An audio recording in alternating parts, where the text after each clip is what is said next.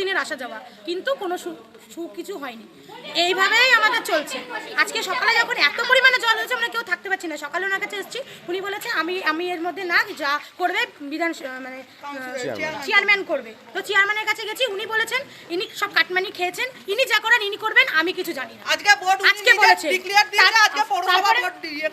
এখানে আসাতেও উনি একই কথা বলছে, এখনো কথা বলাতে তো পাবলিক উত্তেজিত হয়ে গেছে। কয়বার একটা মানুষের কাছে আমাদের সকাল থেকে খাওয়া দাওয়া পায়খানা বাথরুম কিচ্ছু নেই, আমরা এতগুলো মানুষ পুরো অনাথের মতন ঘুরে বেড়াচ্ছি। আমরা তো অনাথ নেই, আমরা কারোর টাকায় খাইও না, কারোর টাকায় পড়িও না। হ্যাঁ, উনি কি কিছু করেনি সেটা আমি বলছি না, আমরা 34 বছর ধরে রাজত্ব করেছে, অবশ্যই কিছু করেছে, কিন্তু এই ব্যাপারটা নিয়ে এত বাজে ব্যবহার হয়ে যাচ্ছে ওনার কাছে আমরা ফেড আপ হয়ে গেছি। আমরা চাইছি উনি যদি জল সরাতে পারে তো ভালো, যদি জল না সরাতে পারে, ওনার এখন বয়স হয়েছে, উনি পারছে না যখন, তাহলে পদত্যাগ দিন। দুটোর একটা তো করতে হবে, নয় মানুষ বাঁচাক আর নয় পদত্যাগ করবো। আমরা দেখি অন্য কেউ এসে করে নাকি, আমরা আর কত ভুগবো, আমরা তো মানুষ ভাই।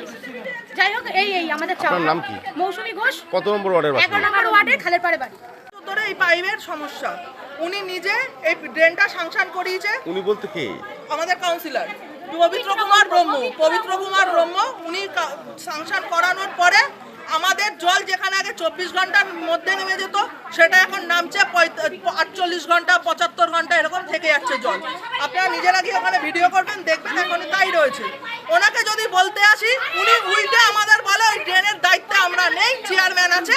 চেয়ারম্যানের কাছে গেলে বলে উনি কাটমানি খেয়েছে। ওনার কাছে যখন আমরা আসি বলে সাধারণ মানুষ কাটমানি খেয়েছে। সাধারণ মানুষের অ্যাকাউন্টে উনি কত টাকা করে দিয়েছে যে উনি এই কথাটা আজকে বললো যে সাধারণ মানুষ কাটমানি খেয়েছে? আজকে সাধারণ মানুষ কালবাটের ওখান থেকে নাকি সবাই কাটমানি খেয়েছে। এই কথার প্রতিবাদ করতেই হবে, এই কথার আমরা বিহিত চাই, না হলে ওনাকে আজকে মানহানির মামলা করব, ওনার বিরুদ্ধে আর ওনার মেয়ে উম্পির বিরুদ্ধে। দুজনেই বলেছে এই কথা। আমাকে রীতিমতো মারতে আসছিল তেড়ে তেড়ে। মানে কেন মারতে আসছে? কেন মারতে আসছে? ন্যায্য কথা বলেছি তাই মারতে আসছিল। চোরের মার বড় গলা হলে যা হয়, বাবা চুরি করবে সেটা বলা যাবে না। রানাঘাটের 11 নম্বর ওয়ার্ডের ভবানীগড় শরৎপল্লীতে দীর্ঘদিন ধরে একটা ড্রেন নিয়ে বড় সমস্যা। সেখানে জলটা পাস হচ্ছে না, পাইপ লাইনের মাধ্যমে হয়েছিল সেই কাজটা ভুল কাজ হয়েছিল।